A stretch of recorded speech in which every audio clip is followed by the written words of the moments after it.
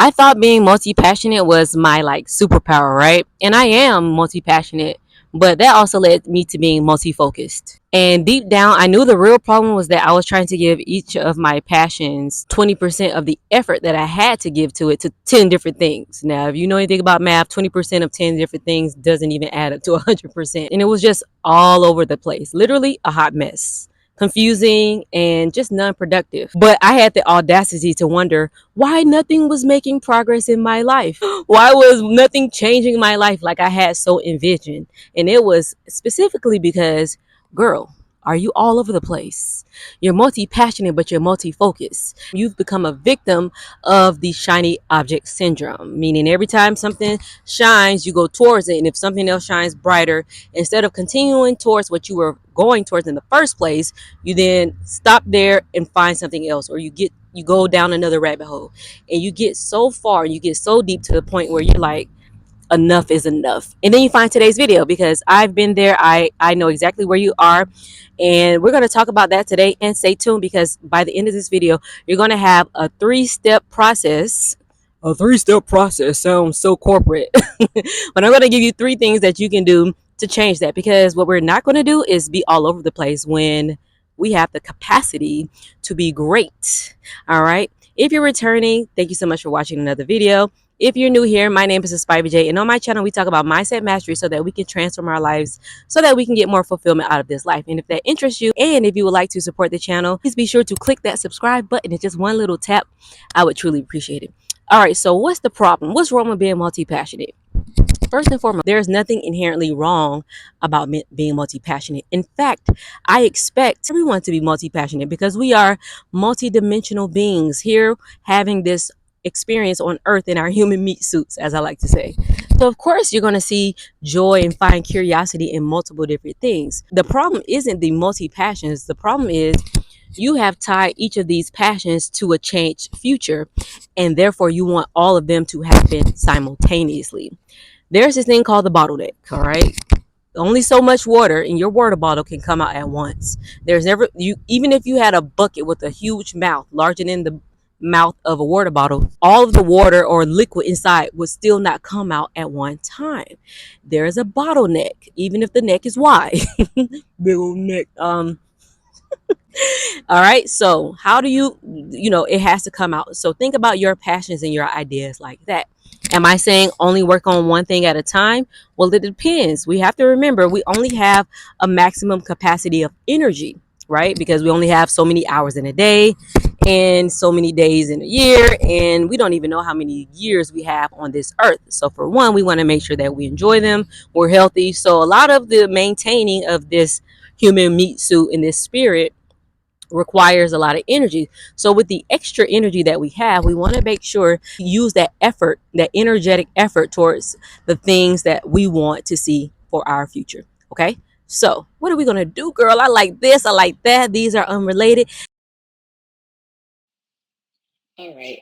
I did not realize I turned my mic off, and it is what it is. But I am committed to showing up on YouTube, creating videos to help you all and myself master our minds so that we can transform our lives, so that we can, in fact, get more fulfillment out of this life. So, if you do not mind, I'm going to remember and recall as much as I can from this recording and do it over voiceover. That's cool with you? You still listening? All right, bet. Okay, so what I was saying was, girl, with these multi passions, and what are we doing with them? How are we going to get focused? And I'm just going to talk as if I'm saying it now.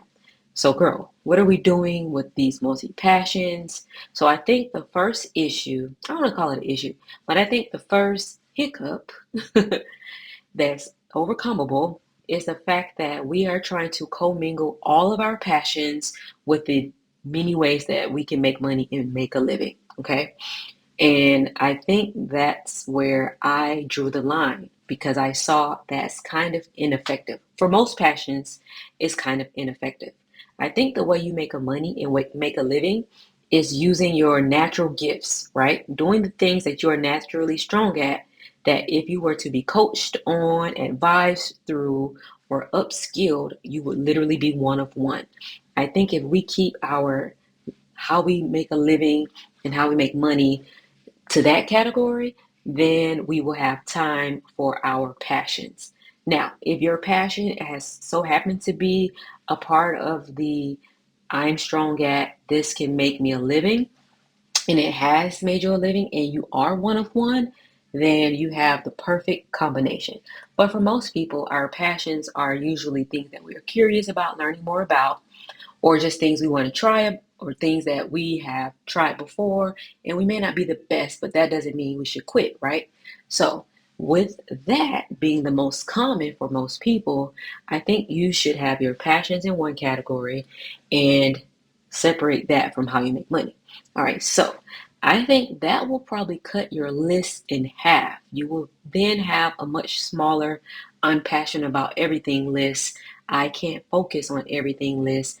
Therefore, you'll be able to then make a more focused, better decision. All right, so now that we have that, let me explain to you or share with you a time when I had an issue separating my passion from how I made money. So, back in 2014, when I left to live overseas in Shenzhen, China, I started my blog. At the time, it was called Spivey the Wanderlust, which I absolutely hated the name. And because I hated the name, I stopped until I found the name. That's crazy. Don't do that. The name is just temporary. Anyways, what I found is for me, someone who loves to travel, loves living abroad, that making those like top 5 places to visit in this city and best coffee over here and best time to travel, those type of things were really popular at the during the 2014, 15, 16, 17 plus time, were not exciting to me. In fact, it made me absolutely hate travel blogging, right? Because I'm more of a slow traveler. If I'm going to share with the people reading or watching what I'm doing, I want to be honest. I don't want to be competing for SEO ranking. And if you're not familiar with SEO is, that stands for search engine optimization. It's why you can go to google.com, type in exactly what you want, and Google will return to you exactly what you were looking for. Okay? So that's that. I was not interested in doing that. I wanted to talk about how we were similar to the people that we thought were so different. I want to talk about the different nuances of what slow travel and living in different places really meant. And so, anyways, trying to commingle my passion with how I made money didn't work, because what I and how I wanted to share my travels wasn't the popular, highly searched way that people wanted to travel around the world from their computer, essentially. But that's also, and I'm not going to, and I want to be fully transparent. I also probably quit too early to for my people to find me, because I felt like I wasn't able to compete with the ones who were doing those top places lists that are super boring to me. No shade to anyone that does that, but to for me to write it, because I do read them, but for me to write this and to contribute this point of view to the travel space did not align with me. Okay, so enough about that. So that's why I highly suggest that how you make money aligns more with what your strengths are. Okay, so that you can still do the enjoyable things without them commingling. All right, so then I went into, during the video, I wanted to share with you a 3-part step for you to recenter focus. All right, so number one, you're going to pick the main character season of your life. When you pick the main character season of your life, you realize that all of the characters cannot play the main character at the same time. So in this current season, we're going to talk about the present moment only. Not every passion needs your full energy right now. You're going to choose that one thing that if it actually worked, it will create the biggest ripple effect in your life. Okay? Let the other ideas support that mission instead of competing with it. So this is how you don't let your other ideas die, but at the same time, there can only be one. Okay, one Michael Jackson in the front of the Jackson 5. Were they all important? Absolutely. But who do we remember most? Michael. Okay, So pick the main character season of your life now, and the others can still support it. All right. The second step to recenter focus is for you to stop consuming new identities.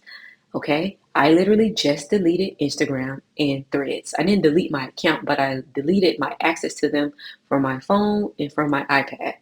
Why? Because half of shiny object syndrome is overexposure. Shiny object syndrome, you have too many options. Too many podcasts you're listening to, too many business models that you are currently aware of, too many women online making you feel like you are late or that you should hurry up. None of them are at fault. It's just that you are overexposed because you are really over consuming. Remember, you do not need another reinvention. You just need to stay in something and repeat it long enough for your current path to compound. The importance of compounding is what you're missing. Okay, so think about it. If you start something at one, you double it, that's two. You double two, that's four. 8, 16. You double 16, that takes you to 32. Then you jump up to 64. Next thing you know, you're at 128. What? That's what the compounding effect is. Tap into that. In the beginning, it was slow, right? One went to two, two went to four, four went to eight. The first four numbers of the compounding effect were all single digits. And then you went to the teens. And then you went from 16 to 32, 32 to 64, 64 to 128. Stay in something long enough, okay, for your current path to compound. That's the second step to recenter focus. All right. And then the third step is that you need to build proof before you pivot. Stop abandoning something just because it feels slow. I'm raising my hand while I record this because that is true for me in my past. Ask yourself this. Did this actually fail, or did I leave before momentum had time to find me? Okay, you have to stay long enough to collect evidence that your focus can produce results. That's how you build self trust. The thing is, you're pivoting because you think you can't trust yourself, but by pivoting, you are depleting the opportunity to trust yourself. Stick with it long enough so you can get the results, Miss Ma'am. Okay. All right. All right, so that's all for today's video. I truly appreciate it if you listened through this audio. If you didn't, I understand you wouldn't even know I'm saying this, but thank you so much. When you commit to something, you stick with it through the hard, good, bad, ugly, whatever. And this is me sticking through it. So when I speak to you, I don't just want you to think I'm telling you what to do. I'm showing you what it looks like. It's not perfect, but it's going to be done. And going forward, I'm literally about to go invest in a microphone that I don't have to hold. All right. Thank you so much for watching today's video. If you are interested in building more momentum in your life, be sure to check the links in the description. And if you haven't already, be sure to subscribe. My name is Spivey J. And on my channel, we talk about mindset mastery so that we can transform our life so that we all can get more fulfillment out of this life. All right. So in the meantime, in between time, my name is Spivey J. And I hope you have a beautiful day. All right. Peace. You're beautiful. I hope you know that. I hope you know that. Hello and welcome back to another video. My name is Spivey J. Ooh, are y'all cricket? Ooh, let me know. Hopefully it's not cricket. All right, hello and welcome back to another video. The wind started rustling the leaves once I started speaking. It lets me know that the energy that I'm giving out directly impacts nature, and nature directly empowers me. I absolutely love being out in nature.